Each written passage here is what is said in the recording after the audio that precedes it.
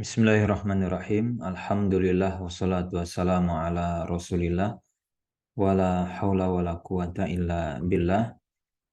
Allahumma alimna ma yanfa'una wanfa'na bima 'allamtana wa zidna ilma. Allahumma arinal haqqa haqqan warzuqna tiba'ah wa arinal batila batilan warzuqna ijtinabah. Kaum muslimin dan kaum muslimat rahimani wa rahimakumullah. Kita bersyukur kepada Allah Azza wa Jalla di kesempatan ini kita bisa bersua di YouTube channel Majelis Ta'lim Amal Mulia Muamalah, dan pembahasan kita pada kesempatan ini yaitu adalah ilmu merupakan perhiasan hati. Dan pembahasan kita pada kesempatan ini merujuk kepada kitab Syarah Ta'zimul Ilm yang disampaikan oleh Syekh Saleh Ibn Abdullah Ibn Hamad Al-Utsaimin atau yang dikenal biasa dengan Syekh Saleh Al-Utsaimin. Dan kitab beliau Ta'zimul Ilm ini merupakan kitab yang cukup bagus untuk dibaca, terutama bagi kita para penuntut ilmu, karena memang di situ berisi penjelasan-penjelasan dasar yang penting untuk diperhatikan oleh para penuntut ilmu dan juga masyarakat yang ingin mendapatkan keberkahan dari ilmu. Dan di sini beliau menyampaikan pada bagian pengantar ada sebuah hadis dari Rasul Shallallahu Alaihi Wasallam di mana Rasul bersabda, "Ar-rahimuna yarhamuhum ar-Rahman." Jadi orang-orang yang pengasih, orang-orang yang penyayang terhadap orang lain, maka dia akan disayangi oleh Allah, oleh Ar-Rahman. Dan kemudian di hadis itu Rasul menyampaikan irhamu man fil ardi. Sayangi dan juga kasihi orang-orang yang ada di bumi, maka balasannya adalah yarhamkum man fis sama. Allah akan menyayangi, merahmati, mengasihi kalian. Dan di situ disebutkan yarhamkum man fis sama. Yang berada di langit, para malaikat itu juga akan menyayangi kalian. Sehingga kalau ada anggapan bahwa Islam agama yang tidak mengajarkan kasih sayang, Islam agama yang tidak mengajarkan cinta kasih, ini sebuah anggapan yang keliru terhadap Islam. Karena di antara hadis yang sahih yaitu adalah Rasul mengatakan ar-rahimun yarhamuhum ar-Rahman.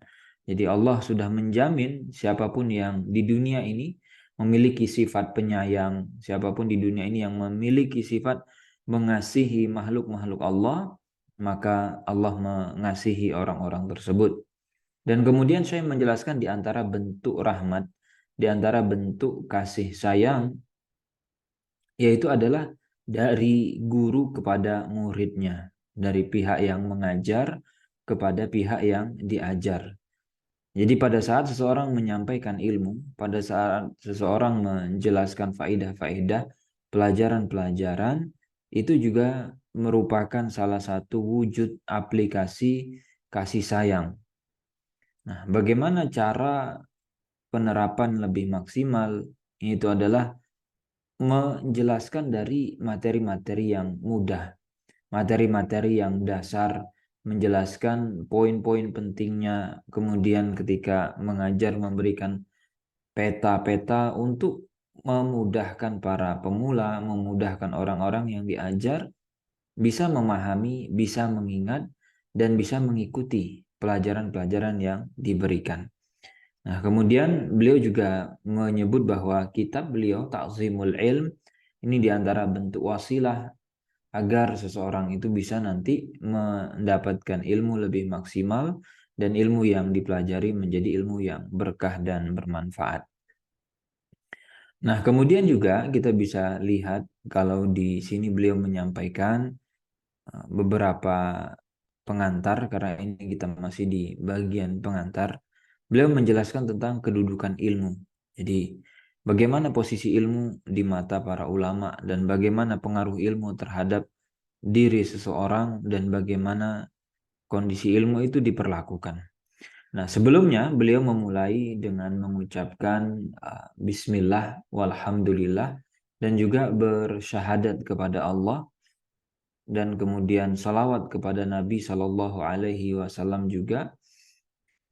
Dan 4 hal ini merupakan adab ya yang biasa diperlihatkan oleh para ulama kita pada saat mereka menulis, pada saat mereka menyampaikan sesuatu. Itu adalah mereka mengawalinya dengan yang pertama adalah Bismillah. Dan ini juga tercantum ya di sunnah Rasul Shallallahu Alaihi Wasallam pada saat beliau menulis surat, pada saat beliau memberikan pesan, sehingga ini kemudian diikuti oleh para ulama. Jadi mereka di antara adab pada saat ingin memulai sebuah tulisan, sebuah karya, mereka mengawalinya dengan Bismillah.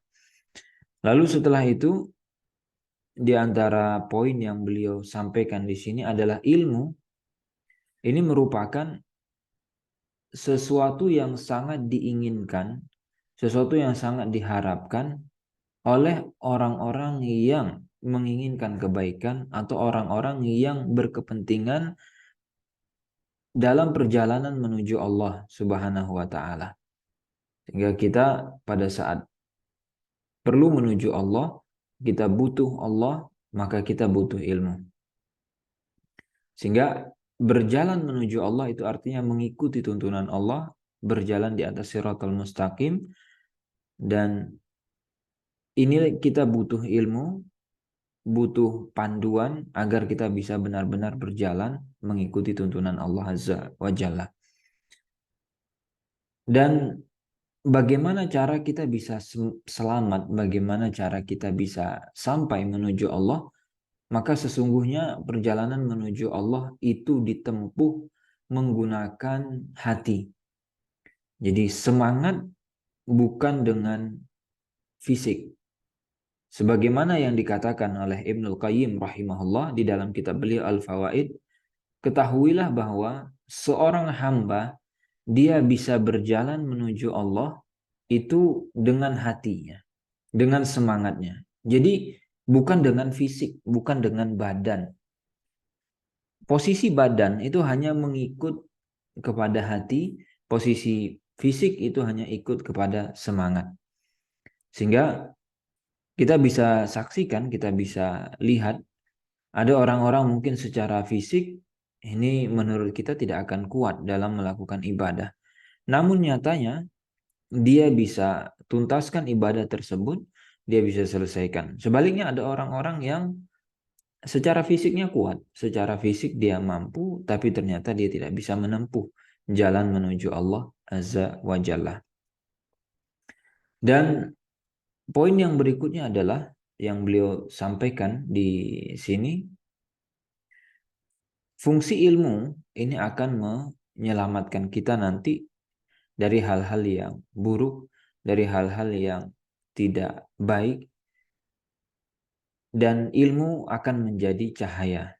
Sebagaimana beliau sampaikan, ilmu itu adalah sesuatu yang sangat mulia dan ilmu merupakan cahaya.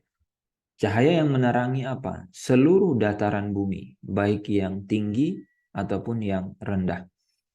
Sehingga itu menunjukkan kemuliaan, itu menunjukkan kebaikan ilmu. Dan di sini beliau kemudian menyatakan bahwa ilmu adalah hilyah. Ilmu adalah perhiasan dari seseorang. Dan beliau merincikan perhiasan itu sebenarnya bisa digunakan untuk 2 hal. Ada yang sifatnya perhiasan untuk batin atau sesuatu yang tidak terlihat, itu adalah hati. Nah, itu menggunakan ilmu. Dan ada perhiasan-perhiasan yang sifatnya zahir atau sesuatu yang kelihatan, dan ini adalah badan kita. Mana yang lebih penting, perhiasan badan atau perhiasan hati? Tentu jawabannya keduanya sama penting, tapi yang lebih diutamakan adalah perhiasan-perhiasan hati. Dan ilmu di sini dinyatakan oleh para ulama sebagai perhiasan batin atau perhiasan hati. Nanti akan kelihatan pengaruhnya atau akan kelihatan dampaknya pada saat seseorang memiliki ilmu, maka hatinya menjadi indah dan turunannya adalah anggota tubuhnya, aktivitasnya, perbuatannya juga akan menjadi indah. Dan di antara hal yang menggembirakan orang-orang yang beriman, yaitu adalah dengan banyaknya majelis ilmu, dengan semangatnya kaum muslimin dalam menuntut ilmu, ini merupakan satu hal yang menggembirakan. Tapi sebaliknya, ramainya orang yang mau pengajian, semangatnya orang yang ingin mendatangi majelis kebaikan, ini merupakan satu ancaman, merupakan satu hal yang menyakitkan bagi musuh-musuh Islam. Dan kemudian di antara poin berikutnya yang beliau sampaikan yaitu adalah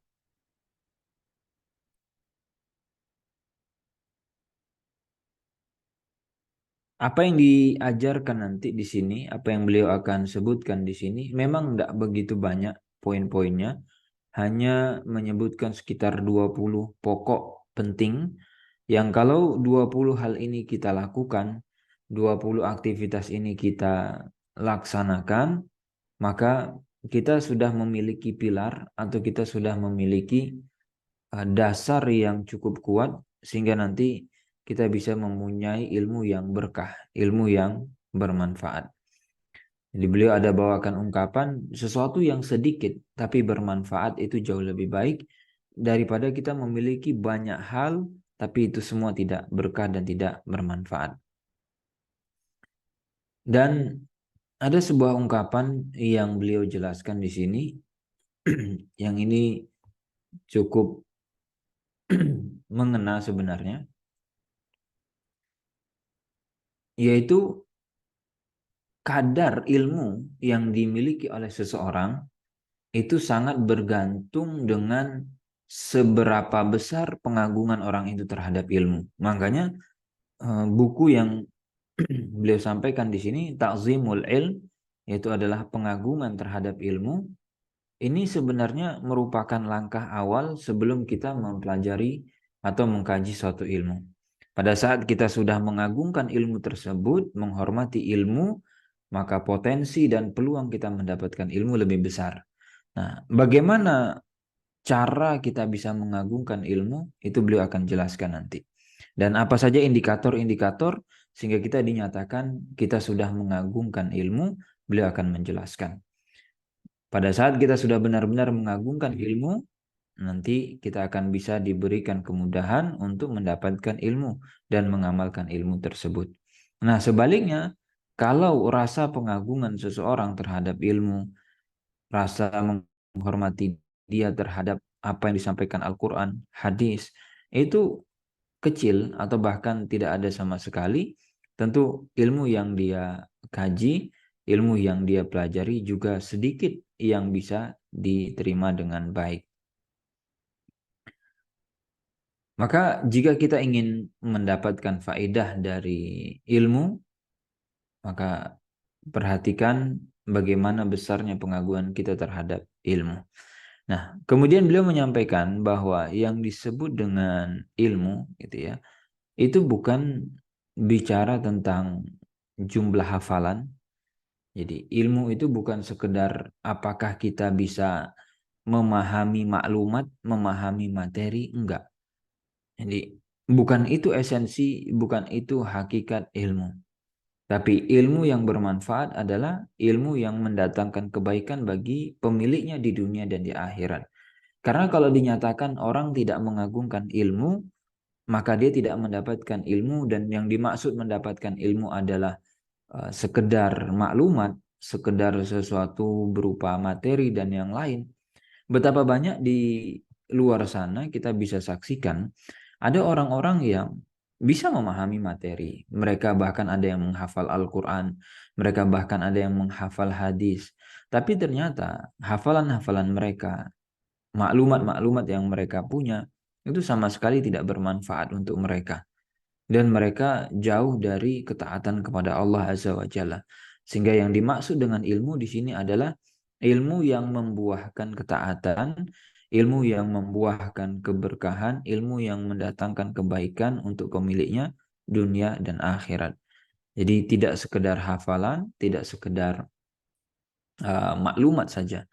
Dan untuk apa kita punya banyak ilmu pada saat ilmu itu justru akan menjadi bumerang buat kita.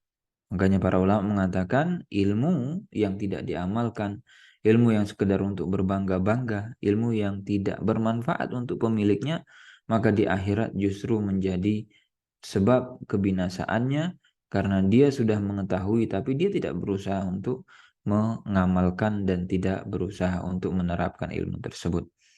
Maka nanti di sini beliau akan menjelaskan beberapa poin penting, hal-hal mendasar yang apabila kita lakukan, yang apabila kita terapkan, maka akan muncul rasa pengagungan di dalam jiwa kita terhadap ilmu-ilmu Islam. Baik, itu tadi pengantar yang menjelaskan beberapa poin kepada kita. Yang pertama adalah ilmu ini merupakan bekal untuk berjalan menuju Allah dan kita butuh ilmu sebagai penerangan karena kalau kita berjalan di atas kegelapan ini adalah suatu hal yang sangat menyulitkan dan membuat kita celaka dan tidak sampai ke surga Allah Azza wa Jalla. Lalu kemudian yang kedua, ilmu merupakan perhiasan hati yang ini sangat diinginkan dan ini sangat didambakan oleh para ulama, mereka-mereka yang bertakwa kepada Allah. Dan kita berjalan menuju Allah itu dengan hati.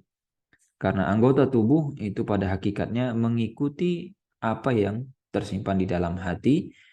Lalu selanjutnya, poin yang ketiga yaitu adalah kadar ilmu yang didapatkan oleh seseorang itu sangat bergantung seberapa besar pengagungan dia terhadap ilmu. Semakin besar pengagungannya, penghormatan dia terhadap ilmu, maka semakin berkah, semakin banyak ilmu yang dia miliki.